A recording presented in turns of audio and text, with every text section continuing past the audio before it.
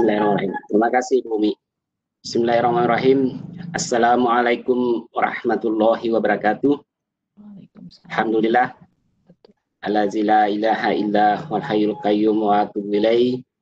Asyhadu an la ilaha illallah wahdahu la syarikalah. Asyhadu anna Muhammadan abduhu wa rasuluhu. Allahumma shalli wa sallim ala sayyidina Muhammadin wa ala alihi wa sahbihi ajmain.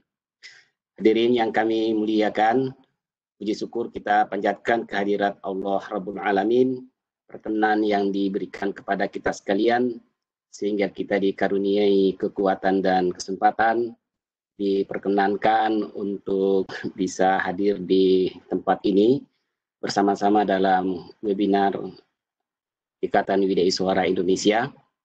Kali ini kita akan membahas sebuah materi yang sangat strategis bagi kita semua sebagai pengembang Widya Suara, yakni peran strategis Widya Suara Kemdikbud dalam pembangunan SDM ASN. Dalam kegiatan ini yang kami muliakan, kami hormati, hadir sebagai narasumber tamu kita adalah Ibu Ledia Hanifah Amalia SSI, Magister Psikologi Sosial Terapan. Beliau adalah anggota DPR RI pada Komisi 10 yang membidangi bidang pendidikan. Assalamualaikum Bu Ledia. Waalaikumsalam warahmatullahi wabarakatuh. Suara saya sehat? Ya? Cukup jelas. Sehat selalu Ibu? Alhamdulillah. Alhamdulillah. Bapak Ibu yang kami muliakan, berpartner dengan Ibu Lydia nanti akan diikuti oleh Bapak Dr. Widiatmoko, Ketua Umum IWI Kemdikbud. Assalamualaikum Pak Moko. Waalaikumsalam Daeng. Sehat selalu Pak Moko? Alhamdulillah. Alhamdulillah baik-baik selalu. Kemudian yang ketiga nanti akan tampil sebagai pembicara untuk share informasi dengan kita adalah Bapak Dr. Tatang Sunendar. Assalamualaikum Pak Dr. Tatang. Pada saatnya nanti saya akan mengenalkan secara detail pada masing-masing narasumber. Kali ini hadirin yang kami muliakan, sebagaimana kita ketahui bersama bahwa siswa atau peserta didik, maka gurunya, pengajarnya itu disebut dengan guru. Kemudian mahasiswa, pengajarnya itu disebut dengan dosen. Dan kemudian pegawai negeri sipil atau ASN, pengajarnya itu disebut dengan Widya Iswara. Termasuk dalam hal ini adalah ada kalanya dosen menjadi peserta belajar dari para Widya Iswara. Kali ini kita akan membentangkan sebuah topik yang akan dibawakan oleh Haja Ledia Hanifah Amalia SSI, Magister Psikologi Terapan dalam peminatan intervensi sosial Fakultas Psikologi Universitas Indonesia. Bu Hanifah telah malang melintang sebagai anggota Dewan pada DPR RI, menjadi anggota Dewan sejak tahun 2009 sampai sekarang. Ini adalah sebuah prestasi yang sungguh luar biasa, dalam hal mana beliau pernah berada di Komisi 10, kemudian menjadi anggota Badan Urusan Rumah Tangga bersamaan dengan beliau di Komisi 10, lalu pernah berada di Komisi 8 bermitra dengan Kemsos, kemudian pernah wakil ketua di Komisi 8, dan saat ini Ibu Ledia Hanifah Amalia adalah anggota Komisi 10 bermitra dengan Kemdikbud, Kemenpora, Perpustakaan, dan Kemenparekraf 2017 sampai dengan sekarang. Ini adalah profesi yang sungguh luar biasa dalam hal mana menangani bidang pendidikan di Komisi 10. Ibu Ledia Hanifah lahir pada 30 April 69, bersuamikan Detranus Bakhtiar Sunasto dengan 4 putra, 3 cucu, luar biasa, pengalaman hidup yang sungguh luar biasa. S2 Psikologi Sosial Terapan, peminatan intervensi sosial di Fakultas Psikologi Universitas Indonesia, kemudian S1 Kimia MIPA UI. Kali ini Beliau juga memiliki banyak jabatan organisasi di parlemen, pengurus Caucus Perempuan, anggota Forum Parlemen, anggota Global Organization of Parliamentarians Against Corruption, anggota Caucus Perempuan Parlemen Asia 2015 sampai dengan sekarang. Aktif menulis beberapa buku, antara lain publikasi yang sudah dilakukan oleh beliau adalah Kalau Mau Kita Bisa, tahun 2011, menata jaminan produk halal, dari disabilitas pembangunan menjadi pembangunan disabilitas, Kartini Legislasi Kiprah Perempuan, ALEK VKS, bersama dengan 89 anggota Dewan yang lainnya. Setidaknya ada 4 tulisan yang terpublikasi yang disebutkan di sini. Hadirin yang kami muliakan, waktu kami beri kesempatan kepada Ibu Ledia Hanifah Amalia, tamu terhormat kita hari ini, yang akan membentangkan tentang materi yang sangat strategis, yaitu Widya Iswara Kemdikbud dan tantangan pendidikan masa depan. Widya Iswara Kemdikbud dan tantangan pendidikan masa depan. Ibu Ledia Hanifah, kepada Ibu kami beri kesempatan maksimal 40 menit untuk memaparkan materi ini. Kami silakan Ibu. Baik, terima kasih Pak Muhammad Hasri. Assalamualaikum warahmatullahi wabarakatuh. Waalaikumsalam warahmatullahi Alhamdulillahilladzi arsala rasulahu bil huda wa dinil haqq liyuzhirahu 'ala dini kulli wa kafa billahi syahida. Asyhadu an la ilaha illallah wa asyhadu anna Muhammadan abduhu wa rasuluhu la nabiyya ba'da. Yang sama-sama kita hormati Ketua Ikatan Widya Iswara Kementerian Pendidikan dan Kebudayaan, Bapak Ibu Widya Iswara yang berbahagia, mudah-mudahan senantiasa dalam kondisi sehat dan dalam kondisi berbahagia. Sehat dan berbahagia pada saat ini menjadi hal yang sangat penting ya untuk kita semua. Bukan cuma saat ini sih, sebetulnya seterusnya. Mudah-mudahan ini menjadi penguat kita untuk terus bisa berkontribusi bagi bangsa dan negara Republik Indonesia. Bagaimana tadi disampaikan oleh Pak Muhammad Hasri, saya Ledia Hanifah, anggota DPR RI dari fraksi Partai Keadilan Sejahtera, fraksi PKS, yang sejak 2017 sampai sekarang berada di Komisi 10. Meskipun saya sudah sejak 2017 ada di Komisi 10, tapi nyaris Komisi 10 itu tidak pernah membincangkan Widya Iswara. Maaf ya Bapak Ibu, karena kita tidak pernah mendapatkan gambaran. Kalau programnya secara umum, iya betul. Tetapi Widya Iswaranya itu sendiri hampir tidak pernah kita bahas karena lebih banyak kita membincang tentang bagaimana proses penyelenggaraan pendidikannya, kebijakannya, kurikulumnya gitu. Jadi saya terus terang harus belajar lagi apa sih sebenarnya yang dimaksud Widya Iswara di Kementerian Pendidikan dan Kebudayaan. Terima kasih Pak Widi sudah mengirimkan pada saya naskah akademik yang kabarnya sudah disusun ya oleh Bapak Ibu sekalian. Luar biasa, lumayan tuh 81 halaman. Ya alhamdulillah, jadi ada gambaran, meskipun saya kemarin-kemarin singkat-singkat aja, tapi belum melihatnya lebih dalam lagi. Alhamdulillah. Bapak Ibu, saya hanya ingin memberikan sebuah gambaran, mudah-mudahan nanti jadi bagian dalam diskusi-diskusi serial yang diselenggarakan oleh Widya Iswara Kementerian Pendidikan dan Kebudayaan tentang Widya Iswara Kementerian Pendidikan dan Kebudayaan dan tantangan pendidikan masa depan. Saya selama ini kalau rapat sama Kementerian Pendidikan dan Kebudayaan yang paling sering ribut sama Dirjen Guru dan Tenaga Kependidikan adalah pelatihan apa sih yang diberikan pada guru-guru, pendidikan apa sih yang diberikan pada guru-guru. Jadi lebih ke arah sana. Karena kemudian yang seringkali saya soroti adalah guru-guru kita tidak punya kemampuan keterampilan sebagai guru dari pendidikan inklusi, karena padahal kita sedang membuka kesempatan yang besar untuk pendidikan inklusi. Baik, kita masuk pada bagian yang pertama.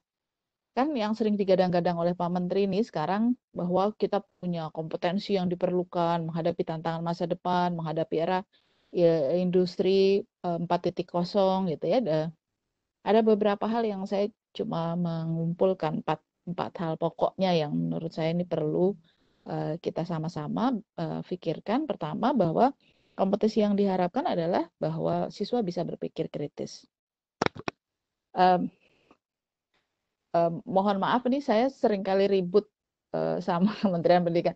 Jadi saya cerewet, Bapak Ibu jangan kagetin saya cerewet. Karena ketika saya bicara sama Kementerian Pendidikan dan Kebudayaan pakai target PISA, harus PISA-nya sekian, peringkat sekian. Saya bilang kalau mau PISA-nya sekian, itu kan pada peringkat yang kita inginkan, ya harus menarik mundur karena PISA itu cuma hasil di ujung, evaluasi di ujung, harus ditarik dong ke depan. Ya, evaluasi PISA itu menggunakan high order thinking skill. Tapi kita mengajari siswa dengan low order thinking skill. Apa gunanya gitu? Jadi nggak ada kaitannya sama sekali. Mengevaluasi sesuatu yang akhirnya juga dadakan. Karena baru mulai SMA disiapkan. Padahal yang kita harapkan adalah siswa-siswa kita, peserta didik kita itu punya kemampuan untuk berpikir kritis. Kemudian kita lihat bahwa kompetensi yang juga diharapkan adalah berjejaring dan bekerja dalam tim. Kenapa? Karena bagaimanapun juga hasilnya akan jauh lebih baik. Kalau kita mau membangun sebuah bangsa yang besar, pasti kita harus bergerak bersama-sama untuk bisa menghasilkan produk-produk yang baik. Saya orang yang tidak percaya bahwa Indonesia bisa diubah hanya oleh satu orang. Nggak mungkin. Karena ini adalah negara yang sangat besar dan kemudian kita juga memiliki sejumlah banyak persoalan, kita punya keragaman demografis, keragaman geografis, keragaman sosial budaya dan seterusnya. Karenanya jadi sebuah kemestian berjejaring dan bekerja dalam tim. Kemudian juga kemampuan komunikasi efektif itu menjadi satu hal yang sangat penting bagi siswa-siswa kita. Bisa jadi dia pandai, bisa jadi dia kreatif, inovatif, tapi tidak mampu mengkomunikasikan apa yang dia hasilkan. Maka dia akan habis, nggak bisa berkembang, ya, tidak bisa bertahan di abad 21. Kemudian tentu kreatif dan inovatif. Nah, kita bicara bahwa kualitas penyelenggaraan pendidikan kita harus kita akui bahwa belum mengarah pada tujuan pendidikan nasionalnya saja belum, bahkan kemudian termasuk juga untuk mencapai kompetensi ini. Jadi kita sebenarnya masih punya banyak PR. Nah, lanjut, sekedar mengingatkan tentang fungsi dan tujuan pendidikan nasional kita di pasal 3 Undang-Undang 20 tahun 2003 tentang sistem pendidikan nasional. Bahwa, boleh lanjut Bu Umi. Pendidikan nasional itu berfungsi untuk mengembangkan kemampuan dan membentuk watak serta peradaban bangsa yang bermartabat dalam rangka mencerdaskan kehidupan bangsa. Bertujuan untuk berkembangnya potensi peserta didik. Apakah kemudian para pendidik kita itu dan sistem sekolah dan lingkungan sekolah dan pemerintah sudah bisa mengembangkan potensi peserta didik dengan penyelenggaraan pendidikan sekarang ini? Tentu ini jadi PR ya buat kita. Bagaimana berkembangnya potensi peserta didik itu supaya apa? Supaya menjadi manusia yang beriman dan bertakwa pada Tuhan Yang Maha Esa, berakhlak mulia, sehat, berilmu, kreatif, mandiri, menjadi warga negara cakap, mandiri, menjadi warga negara yang demokratis serta bertanggung jawab. Nah, penting kan? Jadi ketika bicara soal demokratis serta bertanggung jawab, ini jadi bagian yang memang main goals-nya ya, tujuan utamanya harusnya bisa ke arah sana. Apapun bentuknya, mau PJJ, mau tatap muka, mau pakai kurikulum apapun juga arahnya harus ke situ.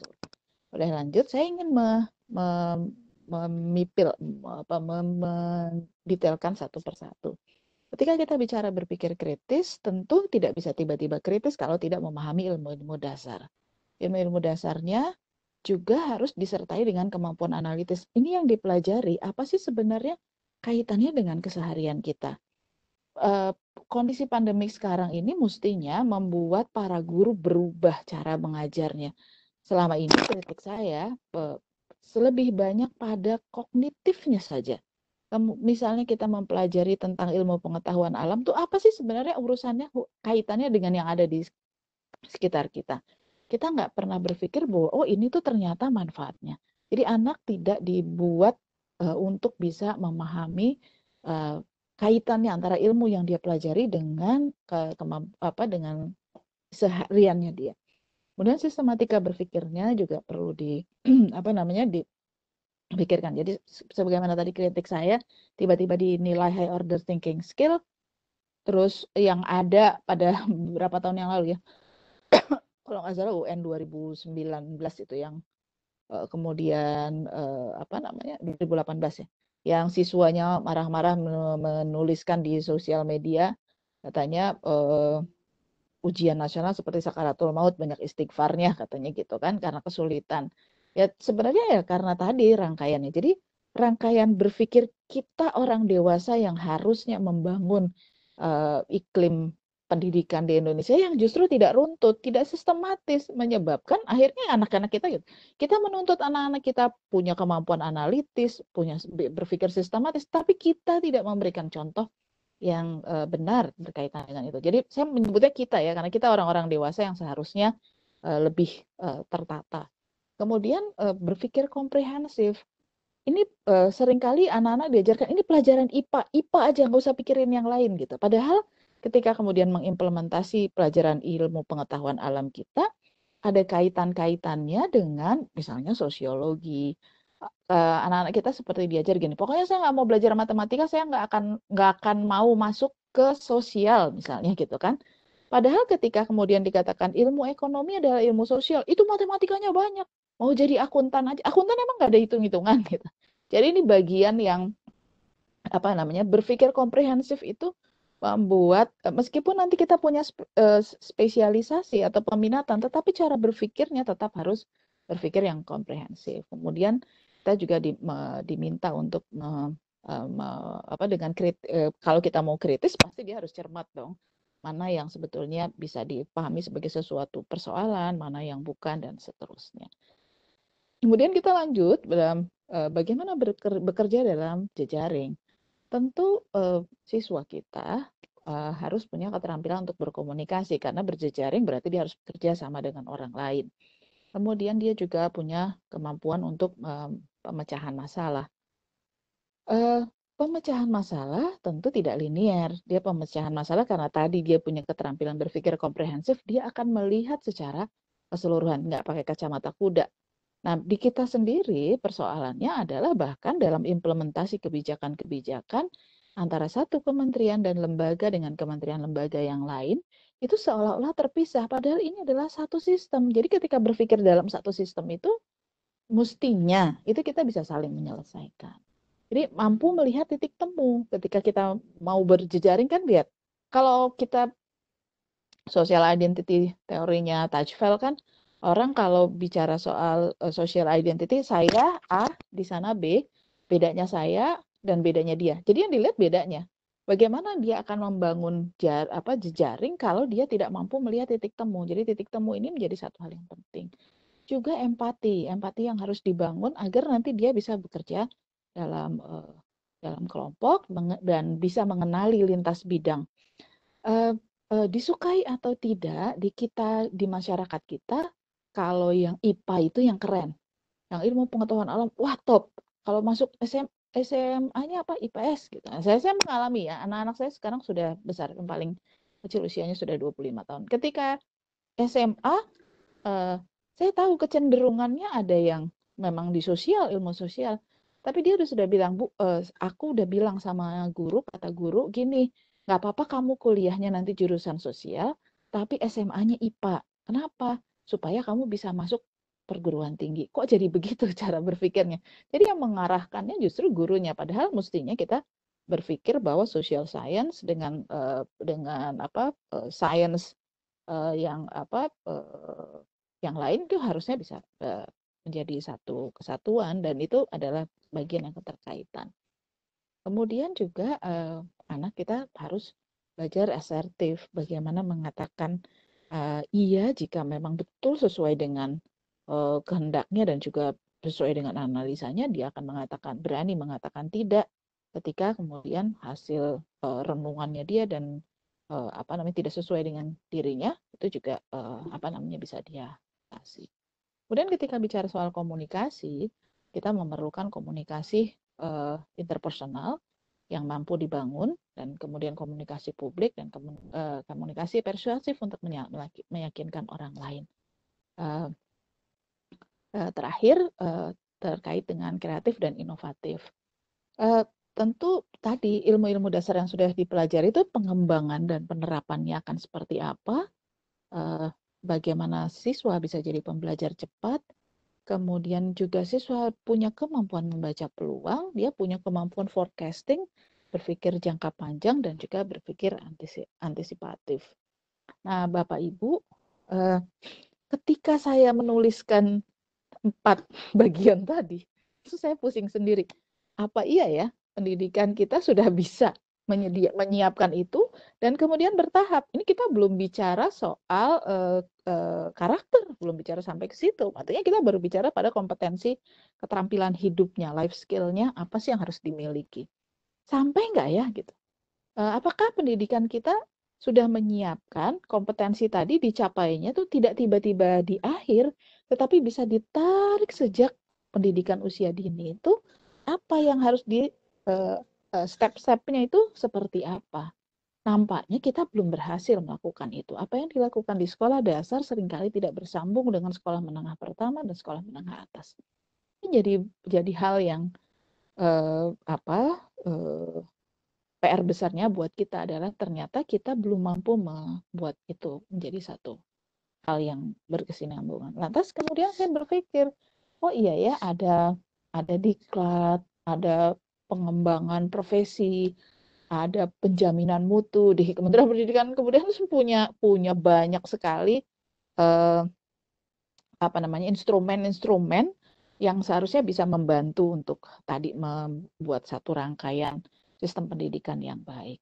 Nah, saya mencoba melihat satu persatu. Pendidik itu ketika tentu sebagai pendidik ya kan dia harus mengikuti perkembangan pengetahuan. Tetapi kenyataannya karena pendidik kita banyak melakukan ketika lebih kepada pengajaran sehingga terjebak pada rutinitas. Ketika terjebak pada rutinitas tidak punya kesempatan untuk menumbuh kembangkan pengetahuan yang dimilikinya. Ini jadi persoalan karena anak-anak, mohon maaf dalam tanda petik, akan merasa bahwa kok guru saya nggak ngerti ya soal ini, padahal saya mau tanya. Kok guru saya nggak paham, kok guru saya nggak asik diajak diskusi. Kok ternyata lebih tahu orang lain daripada guru saya. Jadi buat apa saya sekolah? Pertanyaan-pertanyaan itu banyak muncul di anak-anak yang memang mereka sangat proaktif untuk mencari pengetahuan. Meskipun dalam catatan saya, ketika kemudian mencari di internet, sekedar tahu. Jadi kalau Bapak Ibu lihat generasi sekarang dengan generasi sebelumnya, kalau dia penasaran ingin tahu generasi sebelumnya itu akan mencari secara detail. Kalau yang sekarang yang penting sudah terpuaskan ingin tahunya selesai, mereka nggak mau tahu lagi, nggak peduli.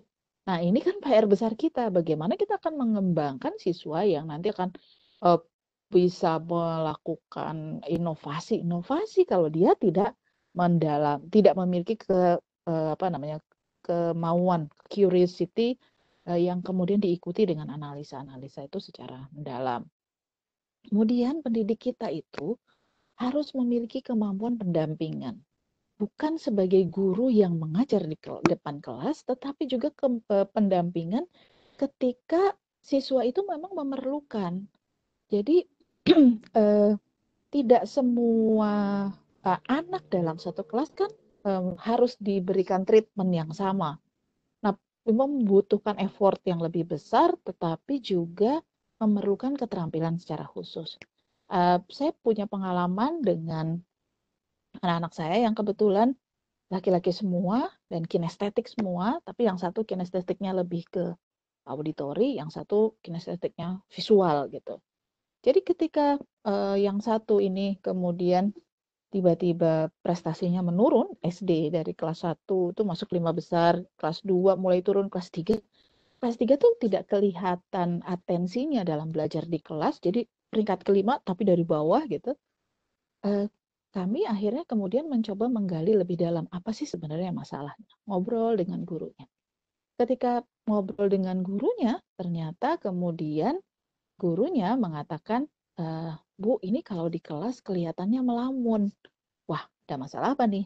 Kemudian dicari tahu, saya menggali, ternyata dia bilang gini, saya sedang merancang, anak saya bilang, mau bikin roket, bla bla bla, penuh isi kepalanya, sehingga nggak konsentrasi dengan apa yang sedang disampaikan oleh Pak gurunya di depan kelas. Akhirnya kami berunding sehingga kemudian gini, baik berarti anak ini belum punya kemampuan untuk mengeluarkan isi kepalanya, merunutkan ide-idenya, sehingga akhirnya Pak Guru bersepakat. Jadi saya dan kami orang tua dan guru bersepakat gini, pokoknya nggak penting peringkatnya, yang penting dia punya kemampuan belajar. Ketika dia punya kemampuan belajar, nanti dia akan punya semangat sendiri untuk memperbaiki.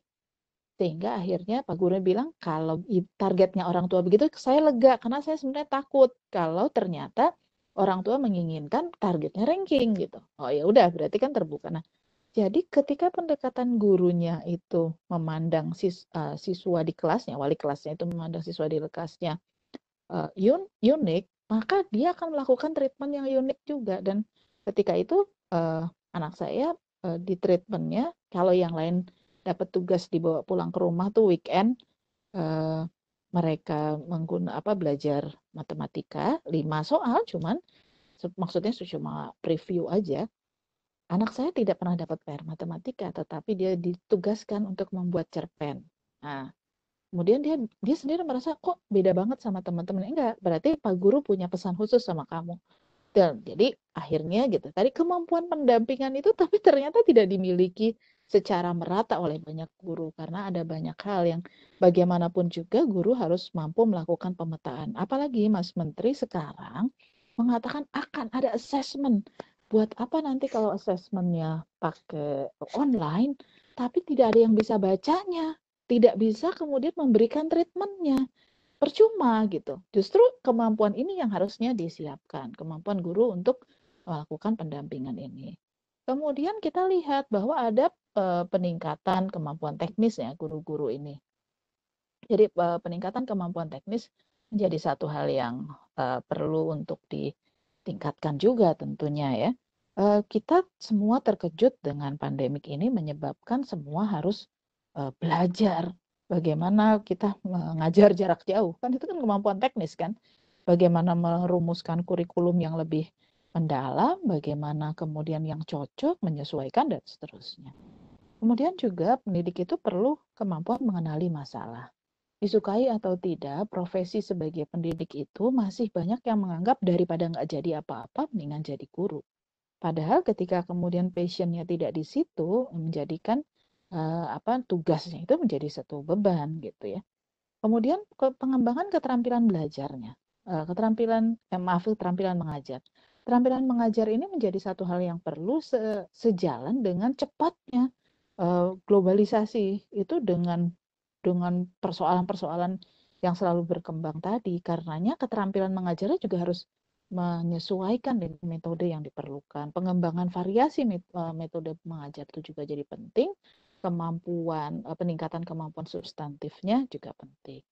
Nah, terus apa kaitannya sama Widya Iswara? Tentu Widya Iswara sebagai satu profesi yang memang secara khusus dan sangat spesifik di Kementerian Pendidikan dan Kebudayaan kan yang saya pahami tentu harus kenali permasalahan peserta didik kita apa. Pendidik kita permasalahannya apa? Tenaga kependidikan kita apa sih masalahnya? Jadi perlu kenali secara unik, baik itu berkaitan dengan regulasi maupun implementasi lapangan, serta nanti bisa mendiskusikan permasalahannya bersama peserta. Mengingatkan bahwa pemecahan masalah tidak selalu tunggal, tidak linear, tidak selalu satu. Bisa jadi ada banyak hal. Nah, karena ini adalah keterampilan yang memang juga penting, tentu saya termasuk yang mengkhawatirkan kalau Widya Iswara terus-menerus melakukan pelatihan dari 2016 sampai 2018, tapi kemudian tidak juga merasakan. Kalau orang bilang nggak dapet feel-nya di lapangan, persoalannya di lapangan seperti apa. Persoalan pendidikan kan memang muter-muter aja. Itu saja sih sebetulnya. Tetapi bagaimana kemudian feel-nya sehingga rasanya itu bisa didapat sehingga nanti bisa meningkatkan kemampuan, kepekaan, dan inovasi dalam pemecahan masalah, maka itu juga menjadi satu hal yang sangat penting. Kemudian juga perlu mendorong pendidik dan tenaga pendidikan untuk selalu mau membekali diri. Jadi memicu, men-trigger supaya para pendidik dan tenaga kependidikan tidak terjebak kepada rutinitas. Jadi mereka siap menghadapi tantangan-tantangan dan mau jadi pembelajar cepat. Yang ketiga, mengembangkan kemampuan diri untuk mengantisipasi tantangan pendidikan masa depan. Bagaimanapun juga sebenarnya ilmunya para pendidik itu luar biasa banyak. Ya, tetapi persoalan berikutnya adalah siap nggak sih kita untuk terus mau bisa berkembang menghadapi tantangan masa depan yang terus-menerus lebih berkembang. Karenanya saya bersyukur bahwa selalu ada forum-forum seperti ini untuk meningkatkan Bapak Ibu peningkatan kualitas sehingga akhirnya merangsang semua untuk terus menggali lebih dalam lagi. Jangan sampai Widya Iswara juga akhirnya terjebak pada rutinitas. Selalu harus ada temuan-temuan pengembangan-pengembangan yang sejalan dengan tantangan masa depan kita. Sementara itu saja, terima kasih. Billahi taufiq wal hidayah. Assalamualaikum warahmatullahi wabarakatuh. Waalaikumsalam warahmatullahi wabarakatuh. Alhamdulillah, Bapak Ibu yang saya muliakan, 105 partisipan Widya Iswara seluruh Indonesia yang terdiri atas Widya Iswara P4TK, LP3TK KPTK, LP2 KSPS, kemudian LPMP dari 32 provinsi di seluruh Indonesia. Kita telah mendengarkan bentangan yang sungguh luar biasa terkait dengan bagaimana strategi pengembangan Widya Iswara ke depan, Widya Iswara Kemdikbud dan tantangan pendidikan masa depan. Dalam hal mana Ibu Lydia Hanifah tadi telah mengembangkan bahwa pendidikan kita hendaknya kita bawa ke peserta didik kita untuk bisa menguasai kompetensi abad ke-21, berpikir kritis, jejaring, komunikasi efektif, kreatif, inovatif, dengan tetap juga mengacu kepada tujuan pendidikan nasional. Nah, kita juga diberi tadi beberapa tekanan-tekanan terkait dengan Widya Iswara, dalam hal mana para Widya Iswara diminta untuk mengenali permasalahan peserta didik, pendidik dan tenaga kependidikan, kemudian mendorong pendidik dan tenaga pendidikan mau membekali diri, kemudian mengembangkan kemampuan mengantisipasi. Bapak Ibu yang kami muliakan, dari bentangan tersebut menunjukkan kepada kita bahwa profesi Widya Iswara itu mendapat sambutan yang demikian baik oleh Ibu Lydia Hanifah, dan dinyatakan tadi bahwa Bu Lydia belum terlalu jauh mendalami peran Widya Iswara, tidak mengapa, karena memang kita memiliki undang-undang guru dan dosen yang mengulas tentang profesi guru dan profesi dosen. Tapi kita tidak memiliki undang-undang tentang Widya Iswara, pamong, tutor, atau yang lainnya. Akan tetapi, kita memiliki dasar hukum yang kuat mengenai kewidyaiswaraan ini. Kita berada dalam, nanti akan dibentangkan oleh Pak Moko lebih detail. Ada dasar hukum kita dari Menteri PAN dan Reformasi Birokrasi, kemudian dan seterusnya. Sebagai gambaran untuk Lydia Hanifah bahwa Widya Iswara itu pembina jabatan pembina kepegawaiannya itu ada di Kementerian Pendidikan, dan pembina jabatan fungsionalnya itu ada di Lembaga Administrasi Negara. Sehingga kami itu memiliki dua atasan, Kemdikbud dan Lembaga Administrasi Negara. Ada sejumlah pertanyaan yang telah masuk. Bu Umi, mohon saya diberi izin untuk